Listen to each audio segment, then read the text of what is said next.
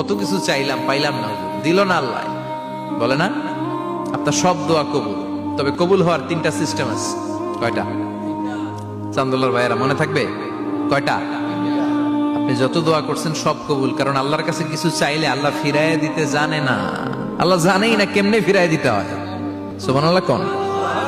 চাওয়া মাত্রই আল্লাহ বলে অ্যাকসেপ্টেড, যা কবুল, দিব দিব না এটা বলতে জানে না, চাওয়া মাত্রই বলে দিব। 3 সিস্টেম। নাম্বার 1, আপনি আল্লাহর কাছে দোয়া করলেন, চাইলেন, আল্লাহ বলে দিব, বলেই তিনি দিয়ে দেন আর আপনি খুশি হয়ে যান, পেয়ে গেলেন।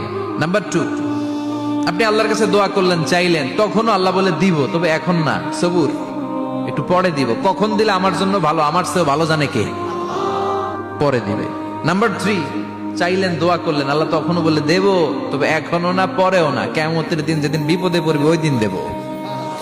যেদিন তোর বাবা তোরে চিনবে না, তোর মা তোরে চিনবে না, বন্ধু বন্ধুরে চিনবে না, পীর সাহেব মুরিদরে চিনবে না, মুরিদ পীর সাহেবরে চিনবে না, ইমাম সাহেব মুসল্লিরে চিনবে না, মুসল্লি ইমাম সাহেবরে চিনবে না, কেউ কাউরে চিনবে না। ওই কঠিন দিনে তোরে আমি বাঁচাইয়া দেব। তাই দোয়া যা করছেন ছোটবেলা থেকে আজকে পর্যন্ত, লস হয়েছে না লাভ? লস না লাভ? এজন্য বেশি বেশি দোয়া করার দরকার আছে না নাই?